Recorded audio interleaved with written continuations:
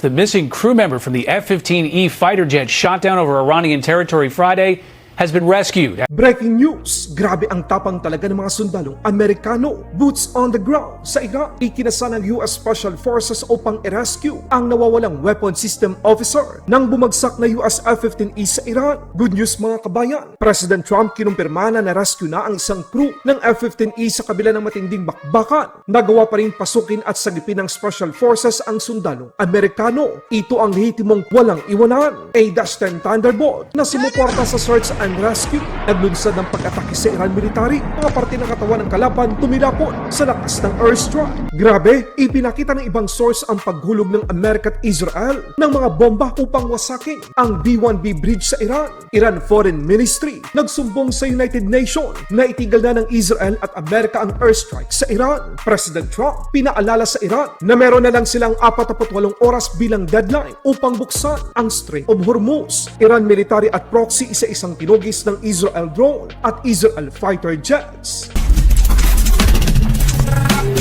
Good news mga kabayan, ayon sa mapagkakatiwalaang source, na-rescue na ang nawawalang crew ng US Air Force F-15E Strike Eagle na bumagsak sa Iran. The missing crew member from the F-15E fighter jet shot down over Iranian territory Friday has been rescued after an hours-long search.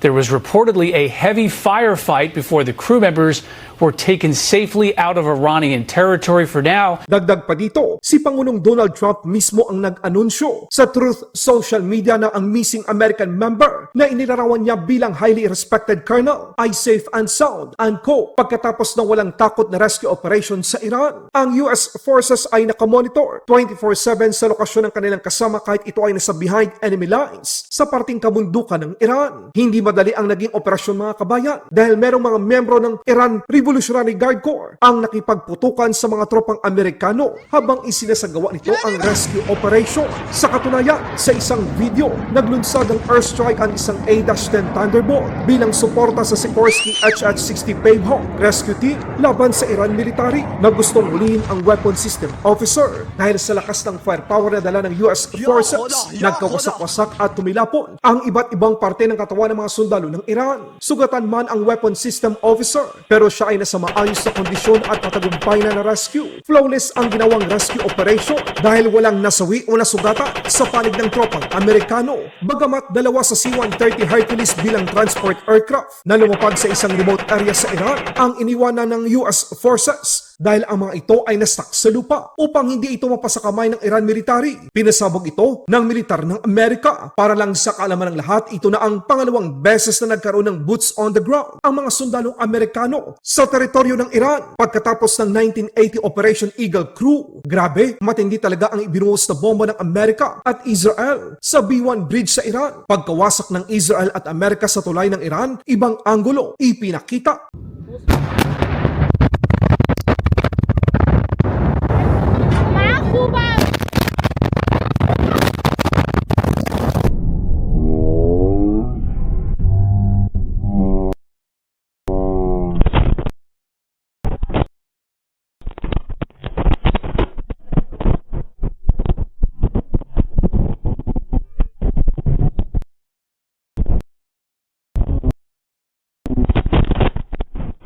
Tuloy naman ang operasyon ng Israel sa Iran. Ipinakita ng Israel Air Force ang pagwasak nito sa mga air defense system sa Iran.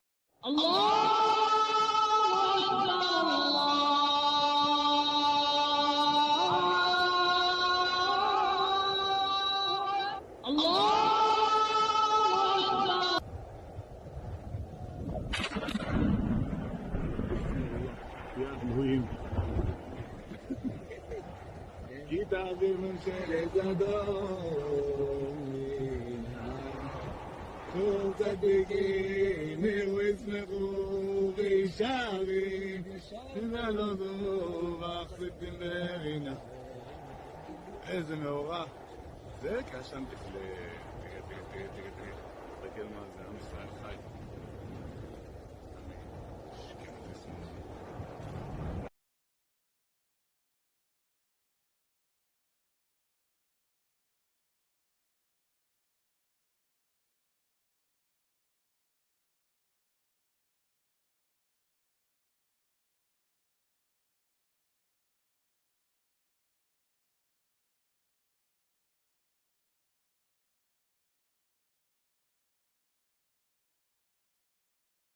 Israel at Amerika hindi tinitigilan ang Iran. Kaliwat ka ng airstrike ang inilunsad ng dalawang puwersa sa mga target nito. Petrochemical sa Iran, tinamaan. Mga mapagkukunan ng enerhiya ng Iran isa-isa nang winawasak ng Amerika at Israel.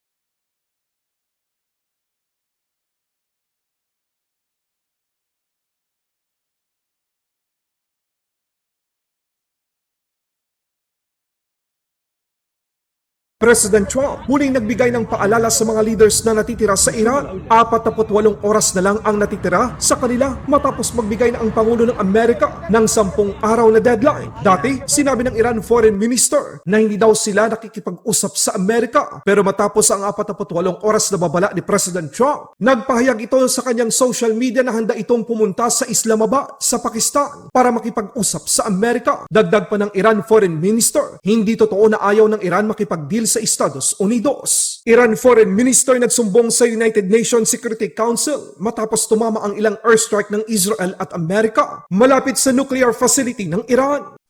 Bismillah ar-Rahman ar-Rahim. Distinguished delegates, dear colleagues. Iran stands today amid the throes of an illegal war imposed by two bullying nuclear-armed regimes, the United States and Israel.